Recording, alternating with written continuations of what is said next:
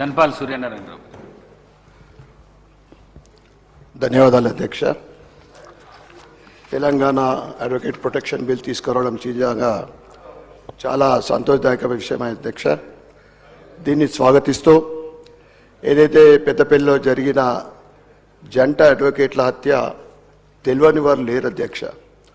అదేవిధంగా కొద్ది రోజుల క్రితము ఒక మహిళా అడ్వకేట్కు మర్డర్ చేయడము, మా ఇందూర్ నిజామాబాద్లో ఒక అడ్వకేట్ సొంత ఇంటిని పక్కన ఉన్న గుండాలు ఖాళీ చేయించడము, అంటే ఈ రకంగా అనేక చోట్ల అడ్వకేట్ల మీద దాడులు జరుగుతూ ఉన్నాయి.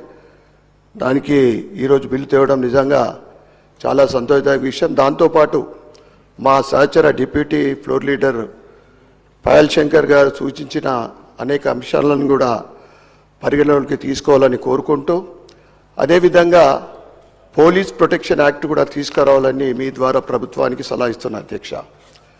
ఏదైతే ఈ హోంశాఖ ముఖ్యమైన శాఖ ముఖ్యమంత్రి గారి దగ్గర ఉండడము, ఈ కాంగ్రెస్ ప్రభుత్వం వచ్చిన తర్వాత పోలీసుల మీద దాడి సుమారు 100 దాడులు జరిగినాయి అధ్యక్ష.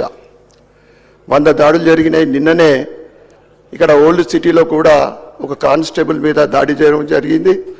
మా నిజామాబాద్లో, మా ఇందూరులో మధ్యాహ్నం ఒక కానిస్టేబుల్ని హత్య చేయడం జరిగింది. ఈ రకంగా పోలీసుల మీద అనేక చోట్ల దాడులు జరుగుతూ ఉన్నాయి.